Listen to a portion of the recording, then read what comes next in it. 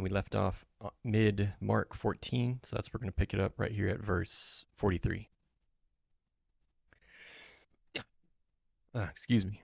And immediately while he was still speaking, Judas came, one of the 12, and with him a crowd with swords and clubs, from the chief priest and the scribes and the elders.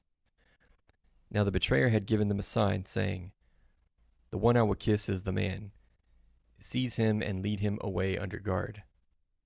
And when he came, he went up to him at once and said, "Rabbi," and he kissed him.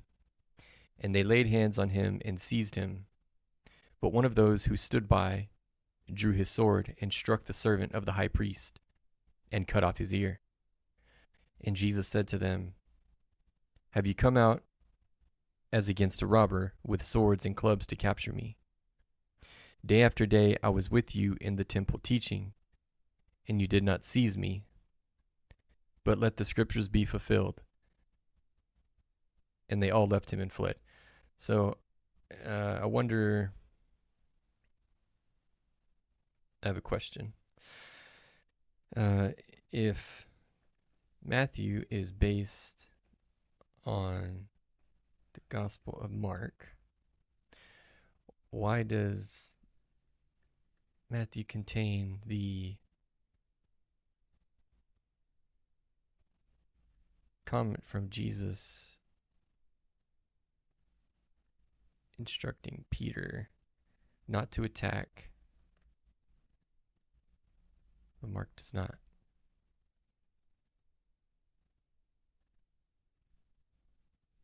But they both share Jesus' other words. Because in Matthew, as we read, Jesus tells Peter that those that use the sword will die by the sword, or something to that effect, but it's not present here at all in Mark. If Matthew used Mark as a primary source, a theory known as Markan priority, you'd expect them to be nearly identical, but the sword scene in Gethsemane is a perfect example of how the gospel writers weren't just copyists. They were editors with specific theological goals. In Mark 14:47, an unnamed bystander cuts off the ear of the high priest's servant, and Jesus says nothing to stop the violence. In Matthew, however, Jesus delivers the famous line, "Put your sword back in its place, for all who draw the sword will die by the sword." Here's why Matthew likely included this while Mark did not. The new Moses and teacher persona. Matthew portrays Jesus as the supreme teacher and a new Moses, giving a new law, while Mark's Jesus is a man of action who often suffers in silence. Matthew's Jesus uses every moment, even his arrest, as a teaching opportunity. By adding the command to Peter, whom Matthew identifies by context, though he remains unnamed in the text here, Jesus reinforces the ethics of the Sermon on the Mount, turning the other cheek. Okay. Demonstrating divine control, Matthew is very concerned with showing that Jesus is in total control of his destiny. By adding the comment about 12 legions of angels, Matthew makes it clear that Jesus isn't being caught. He is surrendering voluntarily to fulfill Scripture. Mark's focus, the raw abandonment and mystery of the Passion. Matthew's focus, the deliberate fulfillment of prophecy. What is meant when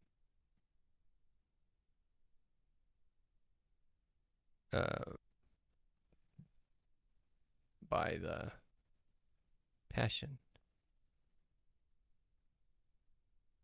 In a theological and historical context, the Passion, where'd it go? The Passion refers specifically to the final period of Jesus' life, covering his suffering and the events leading up to his death on the cross. The word doesn't mean passion in the modern sense of intense enthusiasm or romance. Instead, it comes from the Latin word passio, which means suffering or enduring. I see. Okay.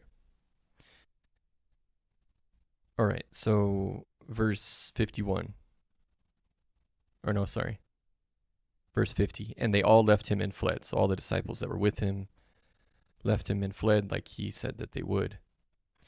Verse 51, and a young man followed him with nothing but a linen cloth about his body. And they seized him, but he left the linen cloth and ran away naked.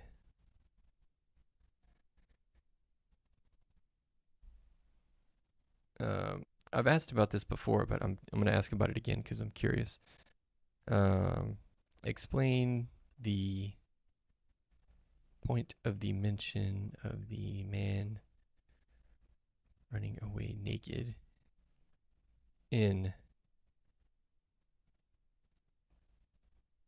Mark 14:51 to 52.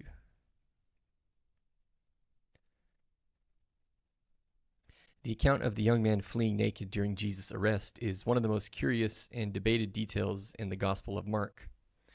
While it might seem like a bizarre extra, scholars generally point to three main reasons for its inclusion. The first, the author's signature. The most popular historical theory is that the young man was Mark himself.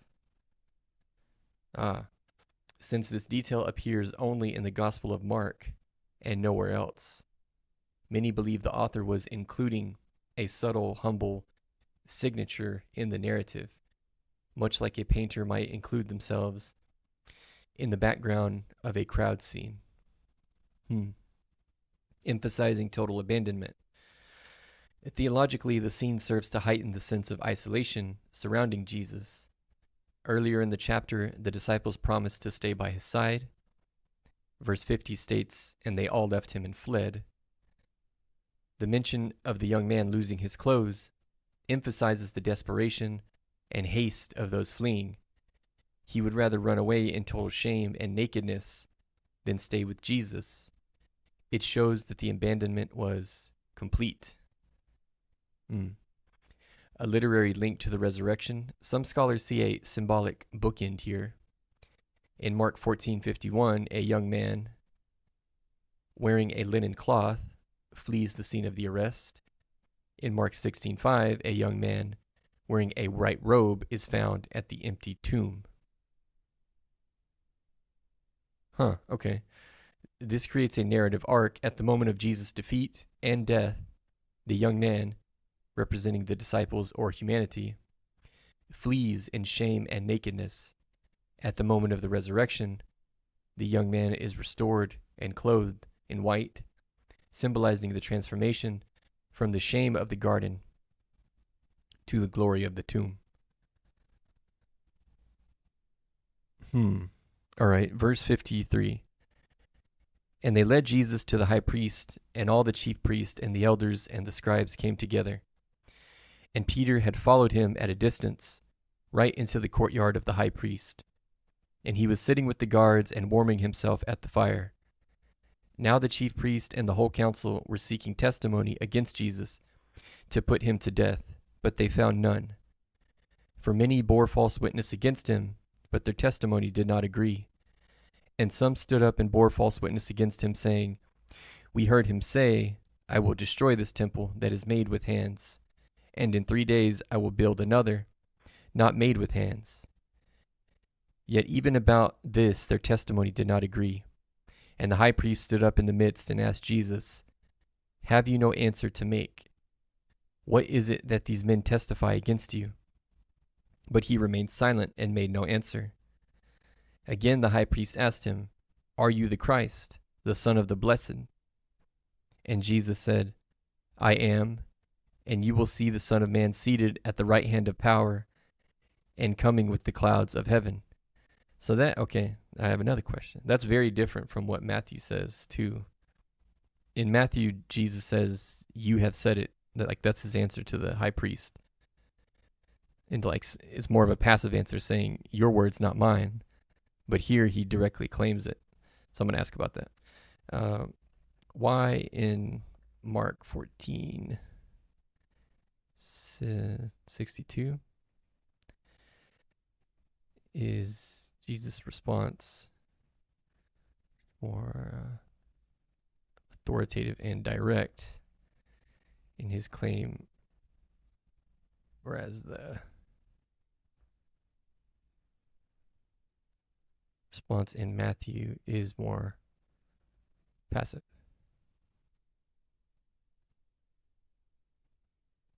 The difference between I am in Mark and you have said so in Matthew is one of the most famous points of comparison in gospel studies.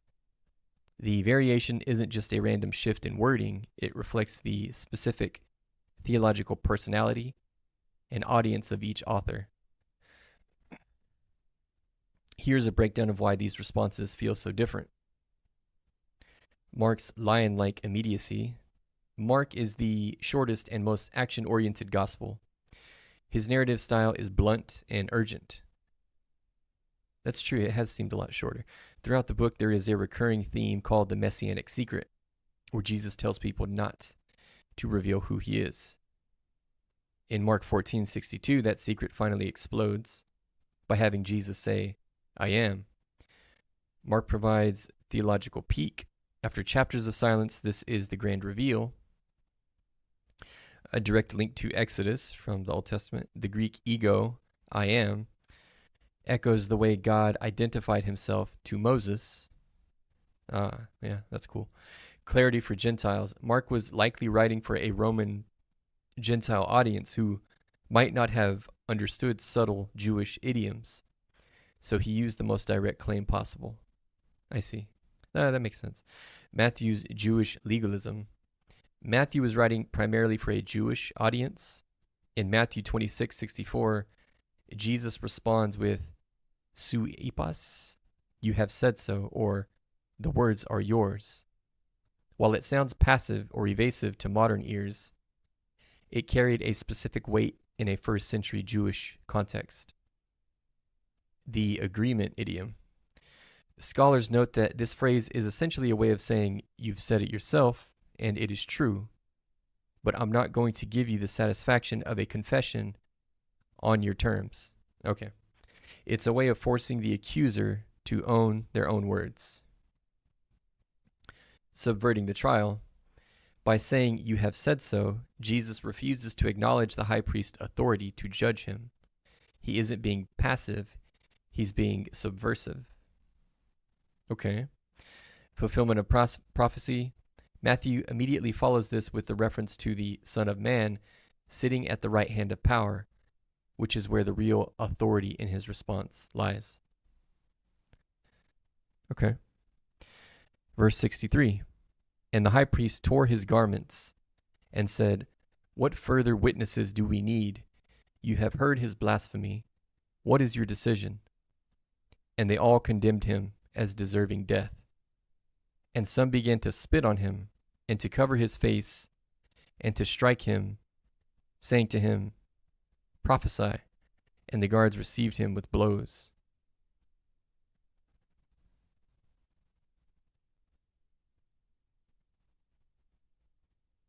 That's crazy. Verse 66. And as Peter was below in the courtyard, one of the servant girls of the high priest came, and seeing Peter warming himself, she looked at him and said, you also were with the Nazarene, Jesus. But he denied it, saying, I neither know nor understand what you mean. And he went out into the gateway, and the rooster crowed. And the servant girl saw him, and began again to say to the bystanders, this man is one of them. But again he denied it. And after a little while the bystanders again said to Peter, certainly you are one of them, for you are a Galilean. But he began to invoke a curse on himself and to swear, I do not know this man of whom you speak. And immediately the rooster crowed a second time. And Peter remembered how Jesus had said to him, before the rooster crows twice, you will deny me 3 times. And he broke down and wept. Mark 15.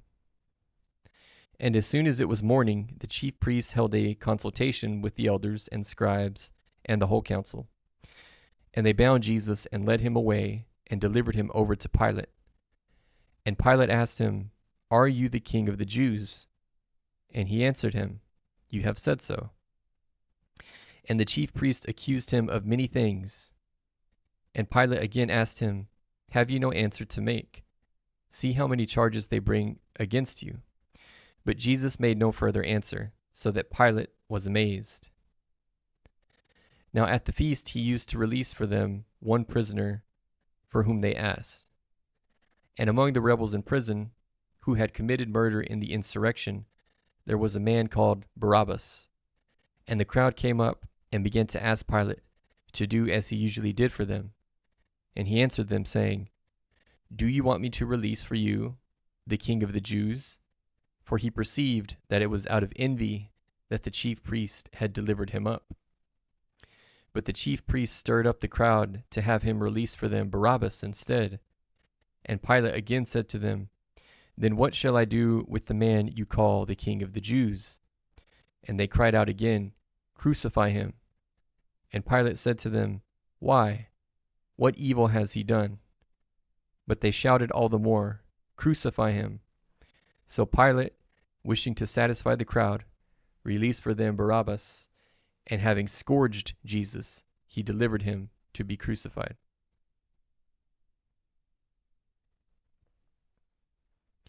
And the soldiers led him away inside the palace, that is, the governor's headquarters. And they called together the whole battalion, and they clothed him in a purple cloak, and twisting together a crown of thorns, they put it on him, and they began to salute him, "Hail, King of the Jews!" And they were striking his head with a reed, and spitting on him, and kneeling down in homage to him. And when they had mocked him, they stripped him of the purple cloak, and put his own clothes on him, and they led him out to crucify him.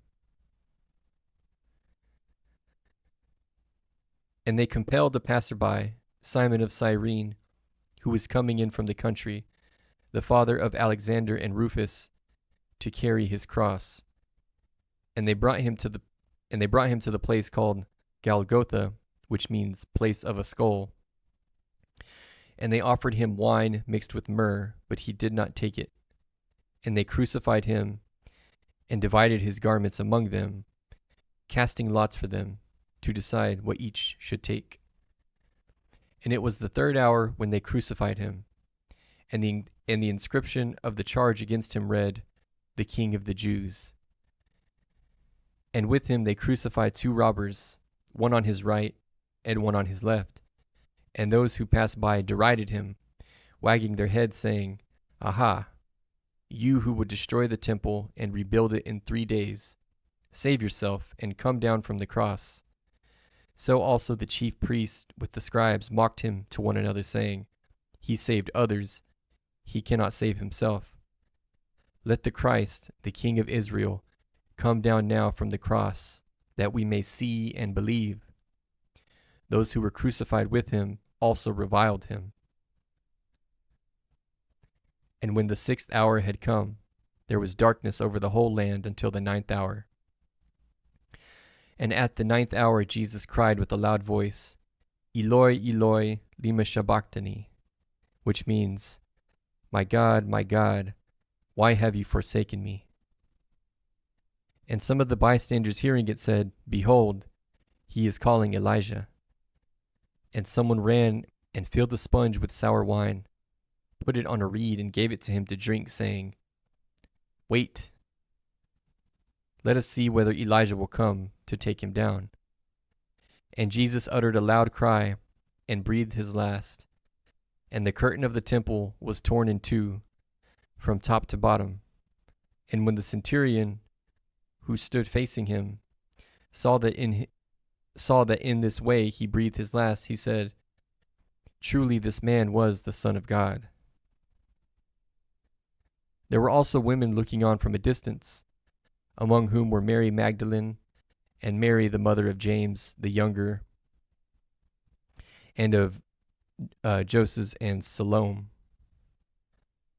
When he was in Galilee, they followed him and ministered to him, and there were also many other women who came up with him to Jerusalem. And when evening had come, since it was the day of preparation, that is, the day before the Sabbath, Joseph of Arimathea, a respected member of the council, who was also himself looking for the kingdom of God, took courage and went to Pilate and asked for the body of Jesus. Pilate was surprised to hear that he should have already died, and summoning the centurion, he asked him whether he was already dead. And when he learned from the centurion that he was dead, he granted the corpse to Joseph. And Joseph bought a linen shroud, and taking him down, wrapped him in the linen shroud, and laid him in a tomb that had been cut out of rock. And he rolled the stone against the entrance of the tomb. Mary Magdalene and Mary, the mother of Joseph, saw where he was laid. So, question here is, in Mark 15:44, why is Pilate surprised that Jesus is already dead? In Mark 15:44, Pilate's surprise stems from the fact that Jesus died much faster than was typical for a victim of crucifixion. To understand his reaction, we have to look at the physiological nature of the punishment and the specific timing of the events. Crucifixion was designed to be a slow, agonizing death by exhaustion and asphyxiation. It's hard to say. It was common for victims to survive on the cross for 2 or 3 days, really? Wow. Because the body was suspended in a way that made breathing difficult. The victim had to push up on their wounded feet to exhale. Death usually occurred only when the person reached total physical collapse. Since Jesus had been on the cross for only about 6 hours, from the 3rd hour to the 9th hour, or roughly from 9 a.m. to 3 p.m., Pilate's skepticism was medically and historically justified. While the text doesn't explicitly state this as Pilate's reasoning, historians often point to the Roman scourging Jesus underwent before the crucifixion. Jesus was beaten so severely that he was unable to carry his own crossbar. This intense physical trauma, leading to a hypovolemic shock, meaning significant blood loss, likely accelerated his death compared to other prisoners. Pilate's surprise was significant enough that he refused to release the body to Joseph of Arimathea until he received official confirmation. Yeah, okay.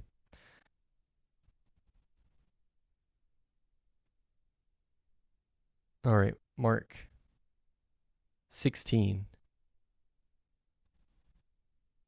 When the Sabbath was past, Mary Magdalene, Mary the mother of James, and Salome bought spices so that they might go and anoint him. And very early, on the first day of the week, when the sun had risen, they went to the tomb. And they were saying to one another, "Who will roll away the stone for us from the entrance of the tomb?" And looking up, they saw that the stone had been rolled back. It was very large. And entering the tomb, they saw a young man sitting on the right side, dressed in a white robe, and they were alarmed. And he said to them, "Do not be alarmed. You seek Jesus of Nazareth, who was crucified. He has risen. He is not here. See the place where he laid. But go, tell his disciples and Peter that he is going before you to Galilee. There you will see him, just as he told you." And they went out and fled from the tomb, for trembling and astonishment had seized them, and they said nothing to anyone, for they were afraid. So this is interesting because also in Matthew, it's very explicit about the fact that it's an angel that came down and rolled that big tomb away, and that the angel was like, its skin was like lightning and its robes were as white as snow. And then here it's just saying it's a young man. And it also mentions the Roman guards. They were terrified. Like the Roman guards saw the angel as well, and they were terrified, and they fell down. And they were basically paralyzed in fear. But here it makes no mention of him. So let's ask about that. Why in Mark 16 is there no mention of the angel as there is in Matthew?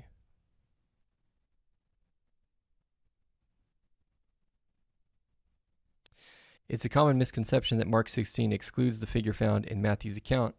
In reality, both Gospels describe a supernatural messenger at the tomb. They use a different terminology and focus on different details of the encounter. Here's a breakdown of how the two accounts compare and why they might differ. While Matthew uses the specific word angel, Mark describes the figure as a young man. Despite the different labels, the context and description suggest they are describing the same entity.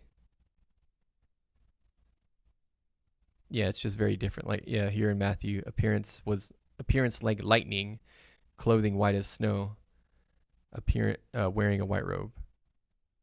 So I guess Mark was just very pragmatic. He didn't feel the need to mention the part about appearance like lightning. Descended from heaven, rolled back the stone and sat on it, sitting on the right side inside the tomb. Yeah, there's a few differences. Why the difference in description? There are several theological and literary reasons why Mark might have chosen the term young man over angel. The humble perspective. Mark's gospel is often characterized by its direct, punchy, and earthy style, describing the figure as he appeared to the women, a man in white, rather than his ontological status, an angel, fits Mark's narrative realism. The young man motif. Some scholars point to a literary bookend in Mark. In Mark 14:51-52, a young man in a linen cloth flees naked during Jesus' arrest, a sign of shame and defeat. In Mark 16, a young man in a white robe announces the victory of the resurrection. This creates a symbolic transition from the failure of the disciples to the glory of the risen Christ. Jewish literary tradition. In the Second Temple period, it was common for angels to be described simply as men in white, similar to descriptions in the book of Daniel. Mark's audience would have immediately understood a man in a white robe sitting in a sealed tomb to be a divine messenger. Okay.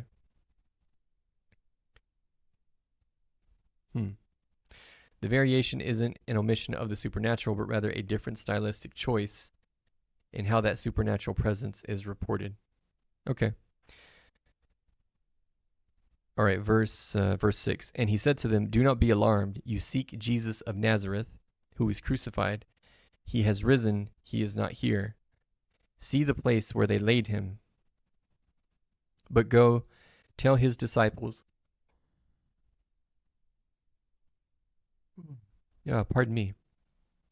"But go tell his disciples and Peter that he is going before you to Galilee.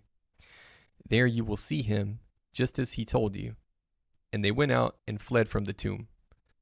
For trembling and astonishment had seized them, and they said nothing to anyone, for they were afraid. Now when he rose early on the first day of the week, he appeared first to Mary Magdalene, from whom he had cast out 7 demons. She went and told those who had been with him, as they mourned and wept. But when they heard that he was alive and had been seen by her, they would not believe it. After these things he appeared in another form to 2 of them, as they were walking into the country. And they went back and told the rest, but they did not believe them. Afterward he appeared to the 11 themselves, as they were reclining at table, and he rebuked them for their unbelief and hardness of heart, because they had not believed those who saw him after he had risen. And he said to them, "Go into all the world and proclaim the gospel to the whole creation. Whoever believes and is baptized will be saved, but whoever does not believe will be condemned. And these signs will accompany those who believe. In my name they will cast out demons, they will speak in new tongues, they will pick up serpents with their hands, and if they drink any deadly poison, it will not hurt them. They will lay their hands on the sick, and they will recover.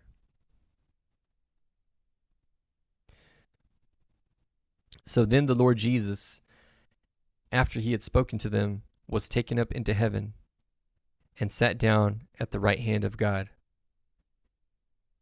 And they went out and preached everywhere, while the Lord worked with them and confirmed the message by accompanying signs.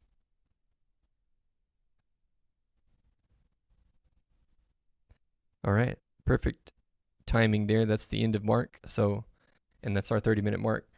So we'll end it there for tonight. We'll pick it up with the Gospel of Luke tomorrow. Thanks for tuning in.